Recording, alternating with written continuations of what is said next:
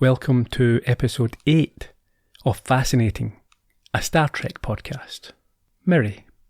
In this week's episode, the Enterprise encounters a planet that resembles Earth in every way, apart from being hundreds of light years away from home. On the surface, the crew are infected by a disease that has wiped out the planet's adult life, and face a race against time to discover a cure before they too succumb. Their efforts are complicated, however, when the planet's surviving children make their presence known.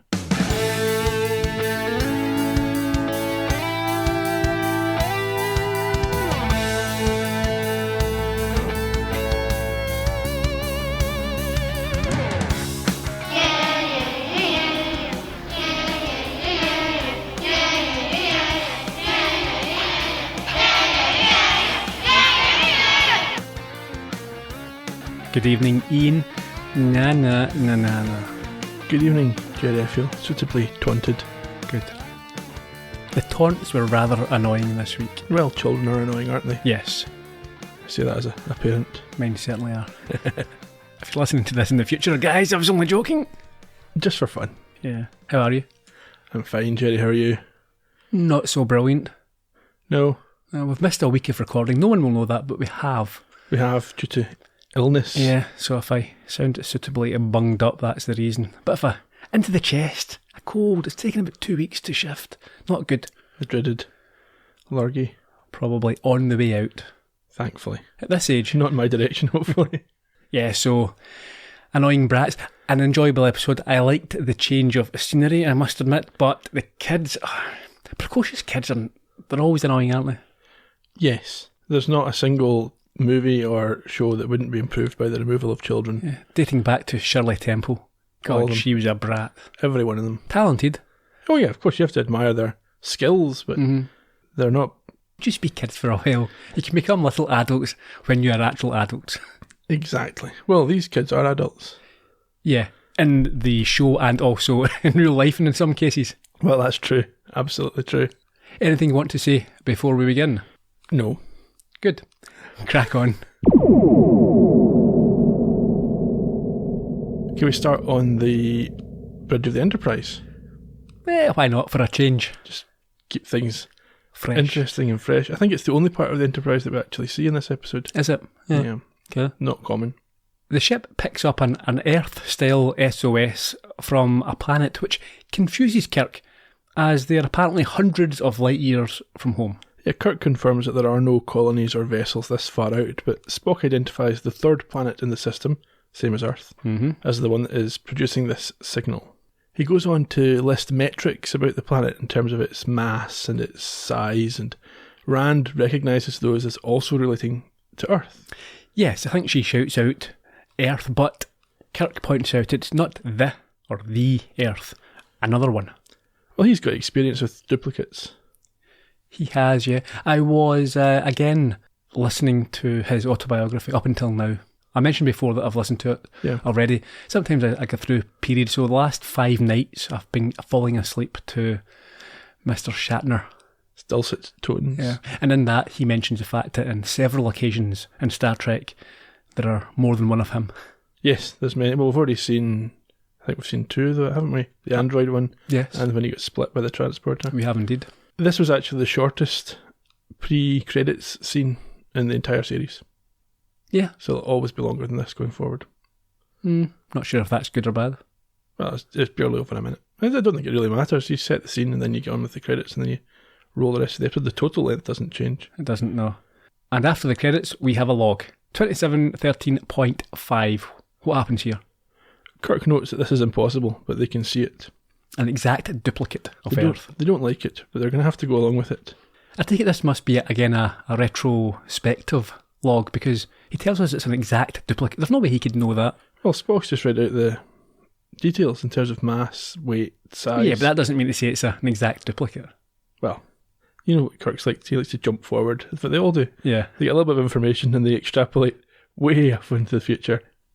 In any case, we are still on the bridge where Kirk tells Spock to hold a fixed orbit and prepare to beam down a landing party to the place where the distress signal was coming from. I take it a fixed orbit means they're always above the same point on the planet. Indeed. So Geostationary, I believe it is. Okay. That's how satellites work. Okay, yeah. Yeah. For some reason, Farrell's doing Uhura's job. It must be her shift off. Down on the planet, the away team is a bit different from normal.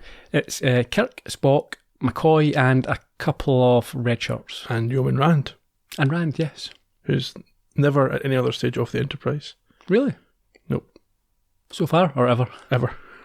Okay. I would probably have disagreed with you, but now that you mention it. Yeah, you can't think of a time. No. Kirk and Spock have a little disagreement about what period of Earth's history they've arrived at. What's the disagreement? Well, Kirk thinks it's early 1900s and Spock thinks it's just like the 1960s. Yeah, we should say that the place, it's like a deserted town. There's shells of buildings and wrecks of cars strewn around, and I'm sure you've got some trivia. Do you want to discuss that just now? We'll leave the... We'll come later on to the trivia side of it, but McCoy, in seeing this, is particularly flabbergasted because he hears, I think, is it Spock that says they've not been attended to for centuries, which is a long time. Very long time, yeah. They decide to split up. The main four as a team and the red shirts on their own. That's a bit like Scooby-Doo. They're always sending Shaggy and Scooby off together. Yeah, and they never learn. No. As one of the red shirts passes a door, we see it closing, so there's obviously life here, or a really convenient gust of wind. Yeah, but is that after they find the tricycle? No, just before. Okay, so they now find a tricycle, and whilst Spock doesn't appear to note the significance, McCoy is obviously moved by this. Well, my first takeaway was Kirk couldn't resist ringing the bell. So, see the trike, ring the bell. Yep, yeah. That's what I would do. It's a bit of a cliche now, but seeing... in fact, they used it recently, I think, in Chernobyl. Okay. You know, seeing a kid's playground and the swings and what have you and toys, it says a lot about what has happened, and that's quite an emotive piece of scenery. I mean, I think it's a real life thing in Chernobyl. I think it's one of the images from Pripyat is of the children's playground that's become overgrown. Yeah. But anyway, yes, there's a owner, certainly somebody here to claim the trike. Yeah, we have a shout of mine, and a creature charges at McCoy. Yes, they claim it's their tricycle, and Kirk goes for a bit of forceful diplomacy. Has Spock hold this child down while Kirk punches them? Yeah. Well, it's not a child, is it? Well, I think it's an adolescent. You think? I mean, we learn later that they get this illness and die quickly as soon as they hit puberty. Yeah, we'll learn later, but to be fair to Kirk and the rest, they don't know that. Is this he doesn't know he doesn't know it's an adolescent. He thinks it's a creature. Yeah. But it is an adolescent. It is, yeah. And he has Spock hold him back while Kirk punches. Yeah, 3 times, I think, to subdue him. And after this, the creature child, breaks into tears. No wonder. Yeah. And in a childlike voice, cries that somebody broke his bike and he wants it fixed. It's quite sad. McCoy assures him that somebody will fix the bike. Yeah, they're all quite sympathetic, apart from Spock, who describes him as a humanoid, in spite of the distortion. And Kirk sternly informs him that he's the mind of a child. Again, very quick to make this assumption. This is a huge leap. Yeah, he's got a very small amount of evidence and he's concluded. Because only literally seconds ago he was punching the life out of this person, this thing. Yeah, he's set him back to the mind of a child. Yeah, and now he hears him speaking, it's, I definitely have the mind. Not he's acting, not he's pretending. Bad or anything either, no. He's definitely got the mind of a child. What happens next to the thing? Well, first of all, the child has some kind of a seizure, and as McCoy's trying to figure out what's going on, the child just keels over and dies. Yes, before that he sort of rants and sobs. I think he cries out, never. Yeah. And dies on him. So child death again, a bit of a Star Trek. Not what I expected. No, certainly pushing the envelope. Yeah. McCoy notes that there was an incredibly high metabolic rate, as though the child or the creature had aged a century in the past few minutes. Again, he uses some sort of device, doesn't he? Tricorder. Yeah, that's it. But that's a quick leap. No, it's just saying as if. He's using a simile. It's not saying this is what happened. Yeah. They hear running at this stage. Footsteps, yeah, and so they set off in search of the source. And that source seems to be an old house. Don't go in the old house, come on. Apparently 300 years old, which they tentatively move around in with their weapons drawn. They find a small girl in a closet. They do.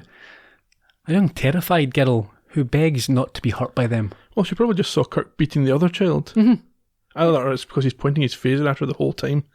Yes. What else would you expect? It's like, calm down, he says, pointing a gun in her face. Yeah, they tried to reassure her, and Spock is told to take the red shirts and get readings from outside, looking for any other radiation or any other such pollutants.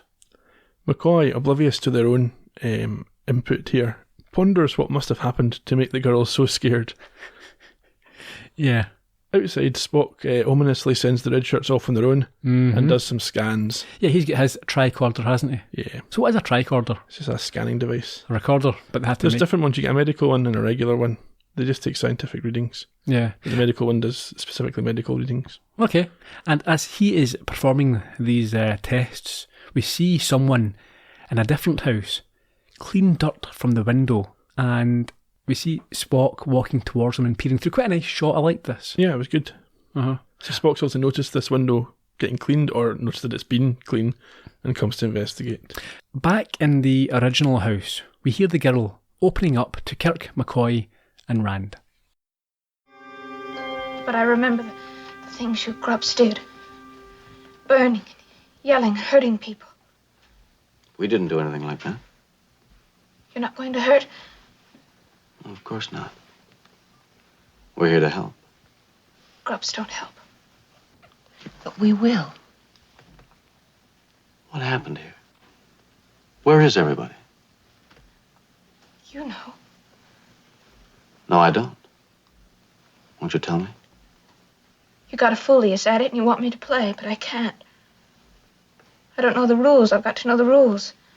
Fooly. A game, you know. You can't play a game without rules. Even Grubs ought to know that. What are grubs? You are. They were when onlys get old. Grown-ups.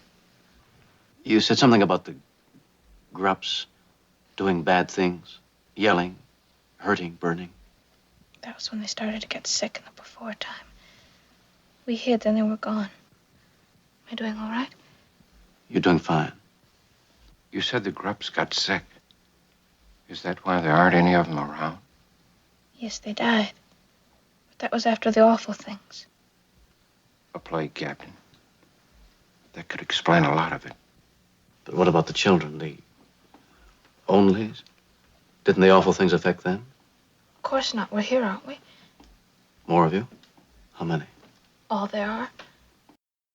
We then learn that her name is Miri, or Miri. Well, yeah, we do that, but are you going to ignore... No, I'm about to mention Kirk's use of Columbo's old trick. Yes, just like in Bye Bye, Sky High episode, when, yes, he acts very inappropriately. Sleazy. Yeah, talking to a young, vulnerable girl. He compliments her on her looks and her beauty. He says, you're pretty, and she says, am I pretty? You're very pretty. It's like, what's the purpose of that? It's not going to set her at ease, is it? No, that would be more uneasy. Yeah. Older man starts telling me how nice I am in a ransacked old house. Yeah. Well, I said about this. I think, given that we also see it 10 years later in Columbo, it's maybe something that wasn't intended to be sleazy. No, I'm sure it wasn't intended. It's just, again, the purpose of, before people complain, the purpose of this podcast is to look back with the 2020 vision. 2020 vision is what you're trying to say. That's a good one. Yeah, I meant that. And yeah, just to see how it stands up. And scenes like this, interactions like this, now, it says probably more about society today than it does back then, because back then it was innocent and you could be nice to people without the suggestion of inappropriateness, and we're a bit more jaded these days, and yeah, you can't compliment a 14-year-old girl anymore. Some people might say. Certainly not ones that you've just met. No. Anyway, outside in an alley, Spock and the red shirts are pelted with rocks by children they can't see. Yeah, from up on a fire escape, and he tells the red shirts to cover him as he prepares to investigate. But they stop when they hear a short group chant of children's voices from the street. Yeah, I think we heard it at the start of the show, didn't we? It was the same sort of idea. So Spock and the red shirts return back to the house. It's worth saying that that taunting from the children, the sound building up before we cut back to the house. I liked that. It's effective, isn't it? It was effective, nice bit of direction. I thought it built the tension up nicely. This episode's really good at this. It's so different from all the ones that we've seen so far. That's one of the things I really like about it. They weren't afraid to just do something completely different as part of a serial show. It's not like Twilight Zone where every episode's different. So we're telling this, not one story, but we've got this continuing series with the same cast, but we're not afraid to do very different things with them. And it's interesting that they chose to do it within the first 10 episodes. Sometimes it's a bit shark jumpy that you run out of ideas, so you set it somewhere different. But this wasn't the case, and I think it worked very well. They're avoiding being formulaic. It's not just we open on the Enterprise, the baddie shows up, they have a problem, they solve the problem, they're back on the bridge chatting about how great they are, and that's the end. Sure. In the house, Spock updates Kirk on the children, but admits that they were unable to get to them. And Kirk tells him about Miri, informing him that all the adults are dead. Yes. At this point, they ask Miri to show them where the doctors worked. She's a bit reluctant. Yeah, they're looking for records, trying to get to the bottom of what's happened. She says, I think it's a bad place, but eventually agrees to take them there. And she finds out Kirk's name. Yeah, this is another uncomfortable scene by today's standards, where he tells her his name and they flirt a little, don't they? They sort of... Yeah, she's obviously infatuated with him at this stage and says he's nice, and she's saying he's different from the Grups that she remembers, and he's not doing anything to dissuade her. No. And even giving her his first name, I mean, you wouldn't do that now, would you? You probably... Well, I don't know, if you are talking to a child, perhaps rather than being formal and saying, I'm Mr. This or Captain That, I think might well be a technique to say, my name's Jim, I guess, maybe. That might be okay. This is a pivotal moment, though, because they notice... Yeah, some sort of burn or lesion on his hand. They both notice it. A big blue scabby bit. Yeah. She panics, claiming it is already starting, so it's something she's obviously seen before. Yeah, this is the illness that caused the Grups to change their behaviour, become violent, and then die. And Kirk looks understandably concerned by this news. Yeah, no doubt. Captain's log 2713.6 were informed that the medical building was also the place where the automatic distress signal came from. Now the question is, why after all these years? It's just kept going. Alright, so the ship... They're just the first ship to come out here. Okay. This is quite interesting, this log, actually, because it's not a recap like we've seen before. This moves the plot forward. So as well as informing us about the signal, the Kirk tells us that everyone's now sick except for Spock, and McCoy has taken samples and he's working on some form of cure. We are in the medical building. Yes, McCoy needs some more equipment. Yeah, he's taking tissue samples from them all, and he matter-of-factly states that he has found a veritable zoo of bacteria on them. Delicious. Yeah. But, as you mentioned, yeah, he is communicating with the Enterprise. He needs more specific equipment to be sent down. And I think, is it Farrell? Yeah, I think it must be the night shift or something, because Farrell's doing everything up in the Enterprise right now. He tells Kirk he's got volunteers ready to join them on the surface if required. This is a ridiculous idea. There's a possible outbreak, a coronavirus. That's why he's calling them volunteers. Yeah. We're willing to die for you, Captain. It's okay. Just stay where you are. And as you would imagine, Kirk tells him in no uncertain terms that it is a stupid idea. They can't risk further contamination. Yeah, he just tells him to back off, doesn't he? Yeah. We then have a little more taunting of Spock. Well, it's more of a joust, I think, because Spock and McCoy have this quite regularly where they talk about physiology, and McCoy will make fun of Spock's being different, and Spock will say, thank goodness for that. And also, I think at this point, Spock mocks McCoy's microscope. He does. He's using one that he found on the planet, I think, and it's dated. Yeah. But it's working well enough. Well, it gets the job done, so McCoy's happy enough with it. Kirk, at this point, finds a journal titled Life Prolongation, which McCoy finds ironic. Yeah. Given that everyone's dead. Dead, yeah. I think then Miri notices that the mark on McCoy is spreading, and she tells him that it works very fast on old people. Yeah. We get another captain's log where Kirk gives us the important information that McCoy, although he has this biocomputer, he needs the uplink to the Enterprise to analyse his samples. And after this, Kirk and Spock ponder the situation. Why do the adults die, but the children Is it don't or do become adults? I mean, they do become adults. Well, then they die. We don't know at this point. Spock posits that the illness might start to affect people at puberty. Yes, it's glandular. McCoy can't understand why there are still children when the adults died hundreds of years ago. Very good point. And Rand asks a question. If Miri has been feral since birth, why does she feel comfortable around them as adults? Yeah, that's another good question. Well, Kirk, he thinks he's got the answer. It's instinct. She wants to be taught the right from wrong by an authority figure. And Spock and McCoy just think she's quite thirsty for Kirk. Yeah, she is becoming a woman now. Yeah, that's it. Become a woman. It's a red line for Spock and McCoy. It's like up to this girl, then woman. Back up in the bridge, Farrell has the data that Spock requested, and he enters it into a computer as Farrell reads it out. Yep, Kirk amusingly once again sends the red shirts outside. This is like the 5th time they've been sent off on their own.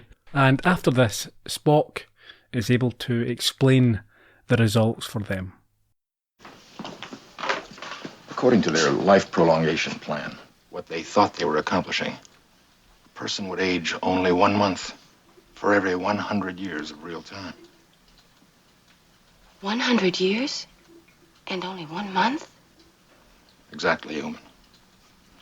Evidently, through some miscalculation, this virus annihilated the entire adult population in a very short period, leaving only the children.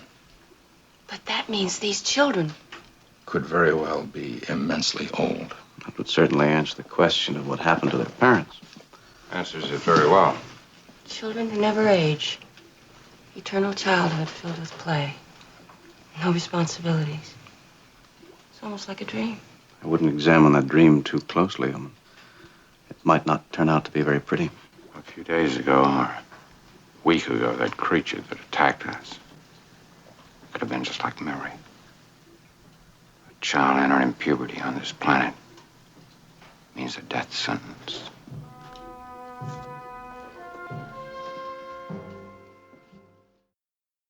So, do you think Kirk is thinking to himself, Spock, what you're really saying here is I am able, it would not be illegal, it would not be immoral for me. No, he's not saying that because she's old enough. We've got a connection. It's long enough since her birth, but she's still not capable of consent. She's got the mental age of a younger child. Well, that's a grey area, isn't it? No. She's 300 years old. It's not a grey area. That's what he's thinking. And Rand knows that as well. Kirk specifically says that despite their age, the children don't know what's going on or what's going to happen to them. Yes, exactly my point. And then asks Miri to go someplace with him. Stop, you're making this sound worse than it is. Okay, well, let's move on. He then holds her hand, and no, he doesn't. As they leave, Rand has the same idea that you did. Yes. But Spock points out that it's fine, she's hundreds of years. What? Rand is really jealous. Well, yeah, but no, this isn't what's happening. But she thinks it might be. You and Spock and Rand are all on the wrong page here. Well, listen, it's Kirk's fault the way he acts. He's just being a father figure to her. Yeah, if your father was Fred West. No, he's being kind and thoughtful and caring, and he needs her help at this stage. Yeah, fine. In the toy shop. The hideout. It's a bit West Side Story, isn't it? Mm-hmm. I'm sure the toy shop was the nickname of the toy shop killer. It was a serial killer. A really, I was going to say really disgusting. They're all really disgusting. Yeah. But yeah, the toy shop killer, yeah, very, very brutal and horrendous killer. Something like the toy shop. I don't remember that one. Yeah, it's not massive over here. Quite big in the States. Toy box, not toy shop. Right, Same okay. idea. Anyway, where were we? There's children in this toy shop who are watching through the window to see what's going on out in the street. And it's a gang of... I'm sorry, there's no other way. They're creepy adult kids. Yeah, because they're 300 years old. Yeah, but in real life... The leader seems to be a guy called Jan. Dodgy character. He wonders why Miri's with the Grups and thinks they need to stop the Grups. Yeah, because he has seen her with Kirk. It's the same sort of thing as with Rand. There's a bit of jealousy going on here. Yeah. And he's obviously seen enough of them to know that they're using these little black boxes to communicate with somebody and thinks they should take those away. Yes, before another weird kid tries to start a group chant. They love these group chants. I think they just must be used to them. But Jan tells them it's not a game. They are grups and it's a dangerous business, this. And at this point, they see Kirk outside, pointing over to their building as Miri unsuccessfully tries to pull him back. Yeah, Kirk and Miri go in and the children are all hiding by now, but one of the ones who is obviously suffering from the illness that we saw earlier comes out and attacks Kirk. Yes, screaming and shouting, and I think he's forced to shoot them dead. Well, he's not forced to that, he just chooses to do that. He loves that. He says that his phaser was set to stun, so obviously the illness makes them particularly fragile. Miri is in a shock. He's just killed her friend. Yeah, her name was Louise, and she was only a little older than her. So she's sobbing, and Kirk clasps her to his chest. I think she's hugging him in so he doesn't shoot her. Keep your enemies close. Yeah. Back at the medical building, a little time later, Kirk and Miri are back there. Kirk's given Miri an innocuous task to perform to keep her busy. What was that again? She's sharpening pencils. And when she says, "Is this enough pencils?" You got like 400 pencils. He's like, "Nope, few more." I think Spock is waiting on further data from the Enterprise, and then he discusses the notes found from the last medical officer in charge when the disease began. I think part of the reason that Miri's been given this job to do so she doesn't hear what they're talking about, because they start to discuss her prognosis. Yeah, but I'm not sure if sharpening pencils in the same room is it's one of those squeaky wheel ones that you turn the handle and it makes a lot of noise. Spock's data tells him that the illness is contracted at puberty and becomes acute in a month, and he thinks, given the speed at which she ages, Miri probably only has 5 or 6 weeks left before she becomes fully infected. Yeah, and I think McCoy states what they all know. It's only a matter of time before they all go mad and destroy each other. Yeah, I think the older the subject, the more rapid the illness. And we can see Kirk examining his worsening wound. And it's not even good news for Spock, because although he doesn't have any signs of the illness, he is himself a carrier, so can't ever return to the Enterprise. He says, and I do want to go back, I'm pretty sure. Anyway, McCoy then starts to detail the symptoms that they can expect, which really upsets Kirk. Kirk at this point asks Spock, is there any way his numbers could be wrong? Yeah, I'm being over-optimistic. Spock says no. And Farrell gets in touch, confirming they have 7 days to live. In fairness, 7 days is quite a long time. In a TV show, you're often given like 7 hours. Yeah, but a moment later, a day's passed because there's a new captain's log. Yeah, they've made no progress. Yeah, nothing's happened. We sat and moaned about this for a day. We're back in the medical room. McCoy thinks that he has found it. Well, he's found something. Yeah. Kirk asks Janice to take Miri out so that they can discuss it. Yeah, and McCoy says that from what he can gather, the experiment was to create a chain reaction of viruses to extend the life of the human cell. Now, I am no doctor, but creating a chain reaction of viruses, I'm not sure how that extends that. It sounds like they've made a critical error at the planning stage here. Yeah. We'll get all our worst diseases, we'll put them together, and that will make us live forever. No, instant death. Spock and McCoy are asked by Kirk to rework the theory and find a solution, which McCoy is a bit... He's quite sarcastic. I would say sarcastic in his response, yeah. Yeah, he says, is that all you want me to do? At this point, they hear the children outside the room, so they run out to see if they can get them. Yes, but whilst they do that, we see that little creep, Jan, enter the room via an air vent and pocket the communication devices before exiting the same way. This may be the only time they leave these communicators lying behind them. They normally have them on them. The little phone shotgun holsters. Belt loop thing, yeah. Yeah. So it's very fortunate for Jan that they've all left them lying. Very fortunate, yeah. Out in the corridor, Spock, McCoy and Kirk can't see where the children went, but they do hear the vent closing behind Jan as he leaves. Yes, but by the time they get back, he's gone and they notice the devices are also away. And McCoy points out their reliance on these communicators. It's the only way they can interface with the computers on the Enterprise. Yeah, so they can't produce a vaccine that they know will work without them. Captain's log. They've lost another 2.5 days. Now, I quite like this as well, the captain's log. It's not, normally the log is over a sort of stock shot of the Enterprise. Yeah. But this is over the scene in medical. Yep. There's not enough, well, this is a separate bit of research tells them there's not enough food to sustain the children beyond a few more months. Yeah. So they've arrived at a fortuitous time. Very much so, much like in the episode with the what was that, the one, the planet that was being destroyed? Yes, naked time. Yeah, that's it, yeah. McCoy's prognostications of the symptoms are proving correct. And tempers are flaring. They've got no sense of progress. I think we actually see McCoy snap at Kirk. We do, and I think Kirk snaps first, McCoy snaps back, and then Rand gets a bit of a dunt and drops some beakers that she's carrying or something along those lines. And then she runs out, followed by Kirk, and then eventually by Miri. Yes. So Kirk catches up with Rand, and she's upset and shows a burn on her chest before... Yeah, okay, so this is... This is weird writing. Yes. She cries about the burn on her chest before telling him that she used to try and get him to look at her legs on the Enterprise. My understanding from what I've read is that the original writer of this episode actually had a closer relationship between Kirk and Rand, and that had to be edited because that's not how they went with it in the other episodes. Right. So it then became this sort of longing, which I think is... They keep hinting at this, Rand's in love with Kirk, but it's only little moments like this every other episode. It's not really a running theme, I don't think. Then we have to take out the episodes where Kirk almost rapes her. Well, or tries to, yeah. A different thing altogether, isn't it? Yeah. Anyhow, Kirk tries to... Oh no, she's got the blotches on her legs now, so she's not happy. Yeah, because this he does look down at her legs. Yeah, so the one time you look at my legs, they're covered in scabs. Miri is unimpressed by this encounter because she thinks that Kirk's being too affectionate with Rand. Yeah, she's jealous of Rand. There's a lot of jealousy going around. An awful lot. Well, it's a teenage hormones, isn't it? The good news, though, is in the 8 seconds it's taken Kirk to do this, McCoy has found the solution. That was easy. Well, it's taken him 3.5 days. Still easy. Yeah.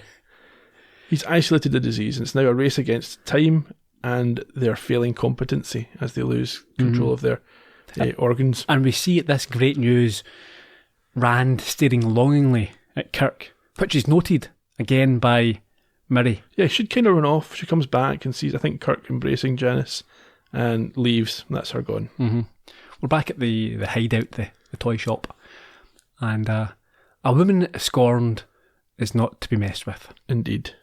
We see Miri circled by the rest of them, and she's putting her plan forward to get rid of Rand. She calls Kirk Mr. Lovey-Dovey. She does, yeah. And it is a simple enough plan. What is it? They're going to lure Janice away, and then Kirk will follow, and then they can bonk him. Yeah. Bonk, bonk. Mm-hmm. I think she says that one of them will lure her away. Yeah. And the odd boy, well, see, the odd boy, one of the odd boys, he demands it's going to be him to do the luring. Yes, and then he goes bonk, bonk. Yeah. If I was going to choose someone to lure a woman, bunk, I wouldn't be choosing odd boy. He's not got the luring appeal. But she's maternal, so that's what he's going to go for. Yeah. He does look like he needs some kind of care. And not only that, apparently, but Kirk will try and find her, so they'll be able to... 2 with 1. Exactly. Back in the lab, McCoy is convinced he has the antidote, but without being able to verify it through the computers, it could just as easily be a lethal poison. Yeah, that's not great, is it? So when you come up with a solution, McCoy, it's not actually a solution until you know it works. Literally death or glory. Yeah, that's not a solution. You were a bit too fast off the blocks with claiming that you had solved it, weren't you? Kirk at this point notices that Janice has gone missing, so we assume the kid's plan is rolling. Yeah, I think Miri, she's back there, she's playing dumb, and he starts to crack, admitting none of them is doing particularly well. Yeah. Miri is concerned that Kirk's developing symptoms, and he insists that they need Janice. Spock adds that they also need the communicators. And there's some more tension between Kirk, Spock and McCoy as they emphasise this need.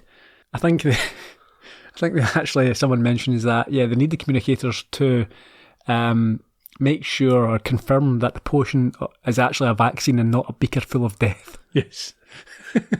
that would be unfortunate.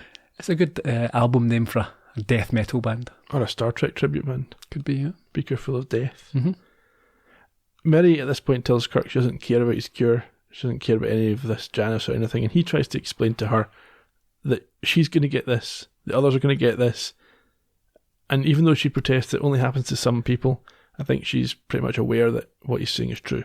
Yes, she eventually accepts it with a scream. Yeah, when she's got a scab on her own arm. Yeah.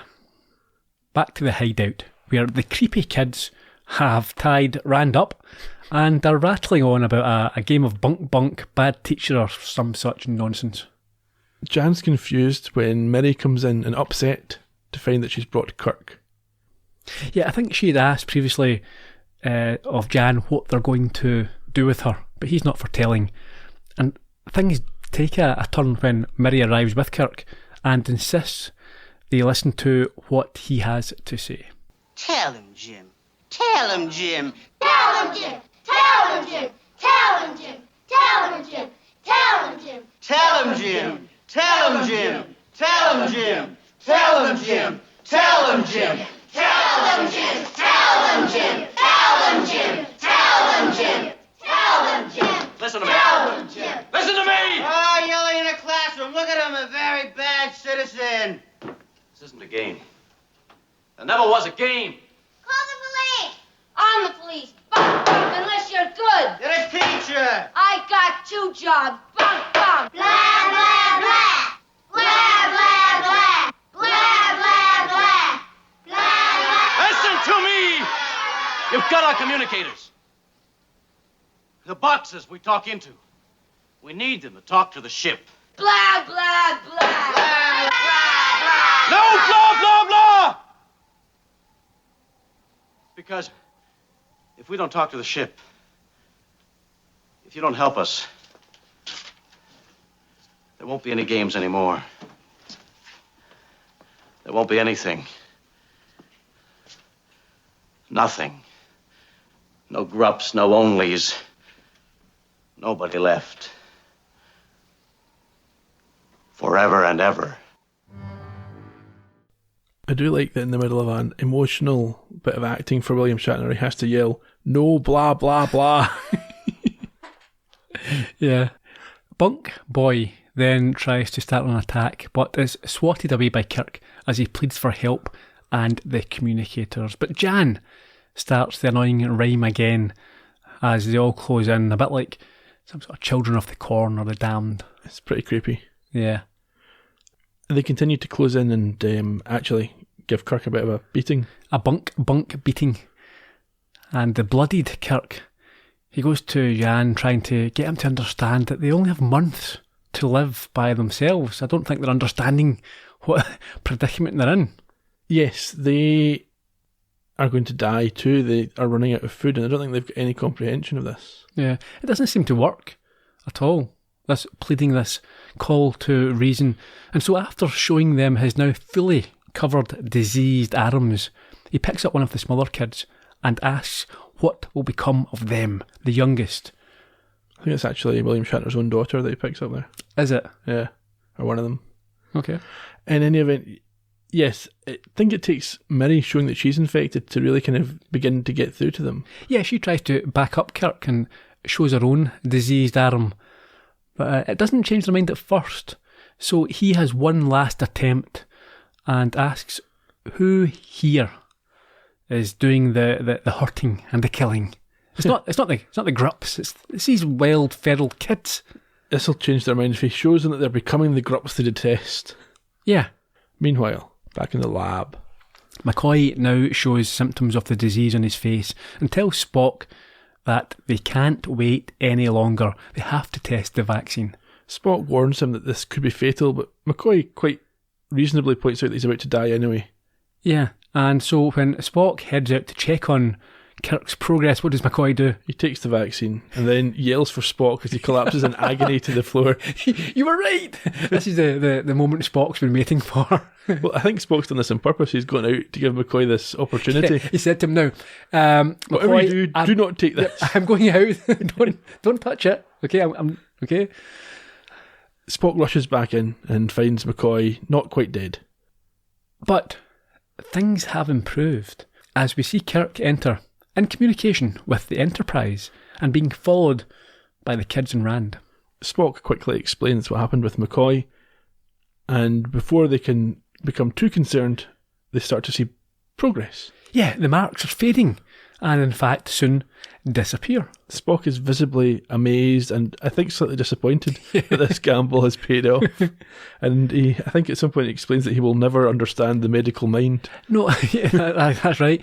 But for some reason, they see these marks disappear and they immediately, it's another massive leap. They just, okay, that's it, it's fine, it's worked. It's like, no, there might be... Yeah, but they've got the computers now, so they'll be able to verify before they give... Yeah, but their friend might be dead. Just because the marks went away, that doesn't mean to say everything's...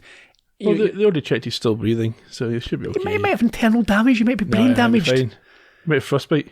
He could have any sort of other condition because of this. Nah, he'll be fine. They'll use the computers now to get the right dosage. They'll use computers now. Oh yeah, computers. Everybody else will be fine. Mary has to reassure Jan that this is indeed a good thing. Yeah, I think she replies, of course it is. He's a bit confused, I think, because to a certain extent he's maybe losing his... the world that he's been living in is about to disappear. Yeah, well, he was the god figure. Or yes. Certainly an authority figure. Yeah. We're back up in the bridge. We discover that they left the 300-year-old children there, and that Kirk has... Okay, tell me about this, Ian. Kirk has informed Space Central that they will be getting looked at. What is Space... The first I've heard of this... There's no such thing as Space Central. He says it. Yeah, he means Starfleet Command. He's misspoken. Really? Yes. Space Central? I'll be referring to it as Space Central from now on. It never gets called Space Central again. Why did he do it? I think that might be the name of a department store in space. I don't know. Or a train station. Yeah, they've ordered up medical supplies from Space Central. That's what he's done. Okay. He's used a gift card or something. I like Space Central. Yeah, it's quite good. It doesn't make sense. Why not? What's central about it? Central to all the starship fleets that are orbiting the centralised base. It's not a centralised base. Yeah, well, might be. No. Anyway, McCoy makes a quip about them sending truant officers. There's no evidence to suggest those children wouldn't go to school. They spent all their time in classrooms. Yeah, they did. Anyway, Rand can't let it go and has to make a comment about Miri being attracted to Kirk. Yeah, and after a pause, he agrees, but with a smile, and says he never gets involved with older women. Slightly inappropriate comment, isn't it? Yeah, I've told you, in his mind, he's thinking to himself, if I had... It would have been fine. Entirely legal, maybe morally dubious, but technically illegal. I'm not sure that it fits with his character to be joking about it at this point. From his point of view, he's been paternal to this girl. Would he really be making sexual jokes about her when he gets back to the Enterprise? Anyway, on his order, Spock has the ship set off and we're on to another mission. We are. I did enjoy this episode. It's really good. I liked it a lot. And as I said at the top of the podcast, I liked the change. 8 or so episodes of being set in the one locale. Yeah, it's good to get not even the same locale, but somewhere in space. This was a familiar feeling. It was down on Earth, as it were. It was enjoyable. I think my favourite thing about this episode, and it's quite a bold writer's choice, is to create a duplicate Earth and never explain it or give any sort of information about it. It's a duplicate Earth. Just accept it. It's there. Well, I was going to say, so you found this duplicate, so you only know this one little street, this one little town. Yeah. You don't just head off. There's people in France. Yeah, what about the rest of the world? How is it a duplicate Earth, or do they have different countries? There's a massive amount of research. In fairness, perhaps it's not their job, so they've formed Space Central have been told about this, and they'll send down a team who'll investigate. Yeah. But I would like to know. I'd be thinking, we're here. Well, the other people weren't asking for help. That's why. What I would do is if I was Kirk or the rest of it, I'd be saying, take me to my house on this duplicate. I'd like to see my street. Yeah. Another thing, if they were suffering those symptoms that McCoy talked about, given that they were so close to death, they were putting on an awfully brave face at the end. The internal agonies that they must have been enduring. They're tough guys. It's worth noting that Kirk's efforts with the children to retrieve the communicators are pointless, given that McCoy cured everybody anyway. Mm-hmm. And they've also got that time machine. Yeah. In terms of an allegory or a message for this episode, I thought this was a warning against genetic engineering. Did you? Because these people of this planet have tried to develop a treatment to extend their lives and ended up coming close to wiping out all life. I suppose you could interpret it in that fashion. Mine was just that kids are creepy and shouldn't be. Yeah, you always take a different message. Yeah. I think the first time through I thought they were trying to slow the children's lifespans down to stop them getting this illness, or to stop everybody getting this illness. But I think they explained, no, they caused this. This was all one project. Yeah. Well, like we said at the start, it's very bold of them not to stick to a safe format and go with something so different. I thought it was good. Yeah, they should be commended. We will have a fair amount of trivia, I thought, this week. Yeah, bits and pieces. Okay, you want to start? What do we have? The original air date was the 27th of October 1966, so this was the Halloween episode. It was directed by Vincent McAveety. You've heard of him? We have. Have we not covered him already? No, he's the big Columbo connection of this week. He certainly is.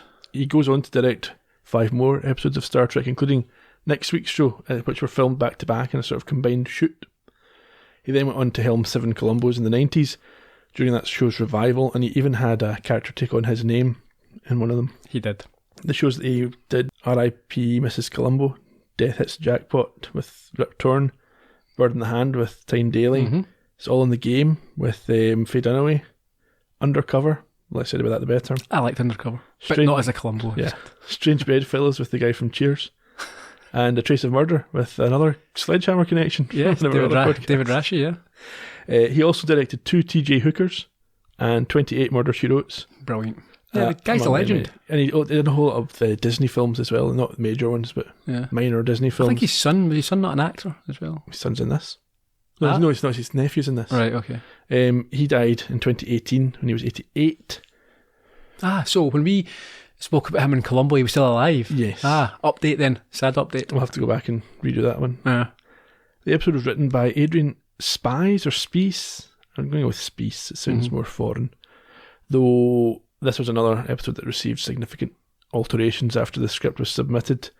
He also wrote for Bill Shatner. He did an episode of T.J. Hooker, and he was nominated for an Emmy Award for an episode of Dr. Kildare, but this was his only Star Trek, and he died in 1998 at the age of 78. Fair age. Kim Darby. I know that name. Played Miri, and it's her only Star Trek role. She was 19 in this episode. I mean, not a million miles out from 14, but still a wee fair bit older. There's a bit of change that goes on between, from playing a prepubescent girl when she was 19 years old. It's a little bit of a... now entirely illegal. In 1969, she received a Golden Globe nomination for her role in the movie Generation, which is not to be confused with the movie Star Trek Generations. Easily done. And a BAFTA nomination for probably her most famous role in True Grit. Good movie, but not as good as the remake. I'll be impressed if you've seen this. In 1972, she appeared alongside William Shatner in a TV movie called The People. I've not seen it, no. No, and she also appeared in shows including The Love Boat, Murder, She Wrote, and The X-Files, and she remains an active actor today. I last watched her about 3 weeks ago, I think, in Teen Wolf 2. It's a good with Jason Bateman. Michael J. Pollard's an interesting one. He was Jan.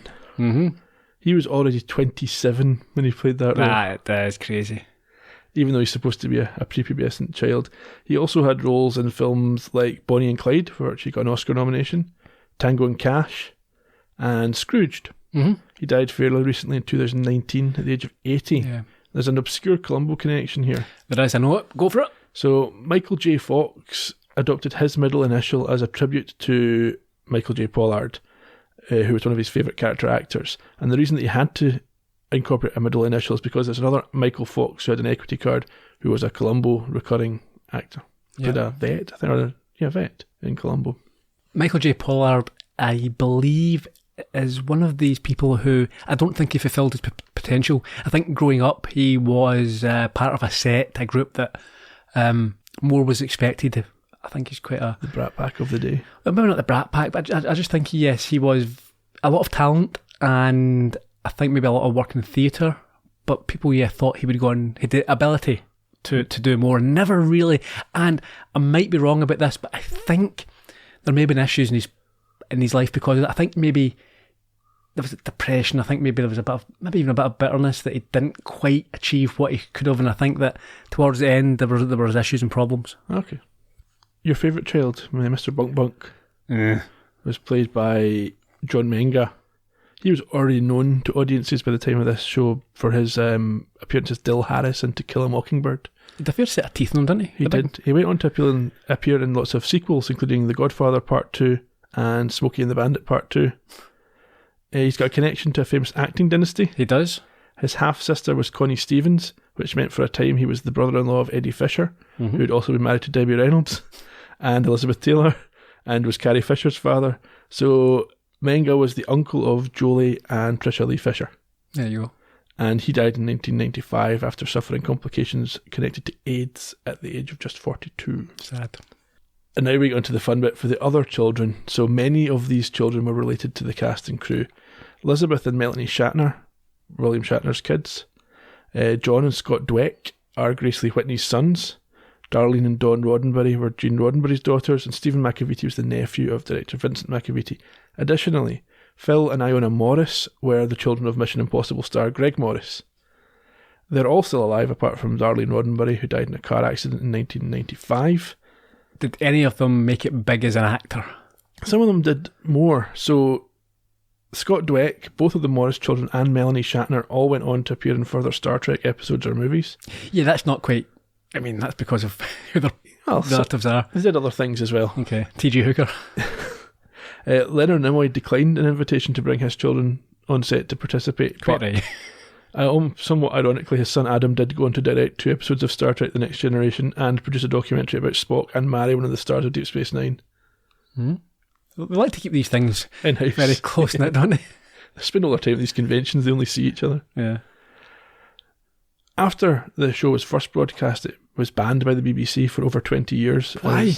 One of 4 episodes that dealt unpleasantly with the subjects of madness, torture, sadism and disease. Oh.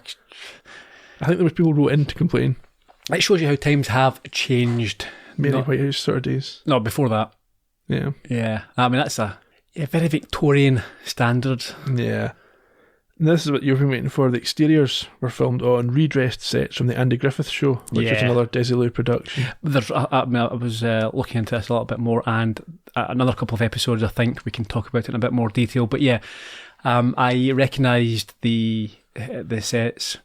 I think it's a 40 acres set at originally the RKO Studios, which then became I think it's changed hands quite a few times, but this was the Desilu, which was the Lucille Ball and Desi Hernandez, that the husband and wife team who had the production company and the studio. So very famous set. I think some of the Batman from the 60s was filmed in it as well. A lot of things were filmed there. There's a long list.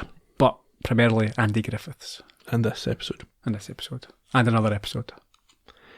In her autobiography, Grace Lee Whitney makes serious accusations of sexual assault against an executive on the show following the filming of this episode.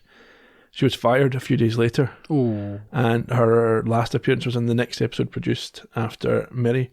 Her book draws a line between the two things, but also indicates that there was a creative decision to untether Kirk from an ongoing romantic interest. So you don't know is it connected, is it not? I don't know.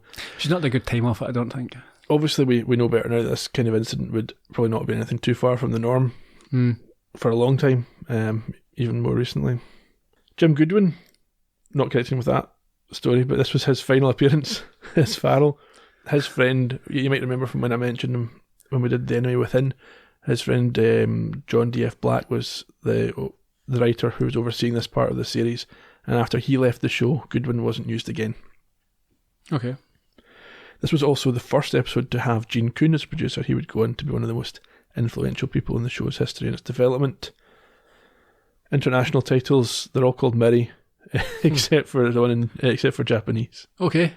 So they go for Yonhyaku Sai no Shoujo, which is 400-year-old girl, which is a number they've just made up. Nobody says she's 400. No. Quite clear to say 300. They do. Anyhow, next week, unless you've got other trivia.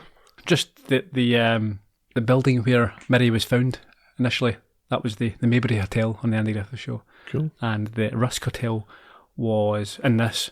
We see that in the background was the Walker's Drugstore, also on the Andy Griffith Show. That's some good trivia. I do like a bit of Andy Griffiths. I mean, mainly Matlock. Primarily Matlock for me, but I have watched a lot of the Andy Griffith Show. Very good. Yeah. Mentioned that before. Next week is the 9th episode of season 1, and it's on almost immediate Columbo connection because it's called Dagger of the Mind. Yeah. Which is a shared title. Mm-hmm. In the meantime, usual requests for social media interaction, find us at Trek Podcast on Twitter, Instagram and Facebook. You can find us on YouTube still, and all of the shows have a post at www.astartrekpodcast.com. And if you could spare the time, a wee review on Apple Podcasts would go a long way to helping us out. Or any other platform you see fit. Yeah, it doesn't help us so much, but yeah, if that's what you're using, then you go. Beggars can't be choosers. That's it. We'll see you all in 7 days' time. Cheerio. Bye.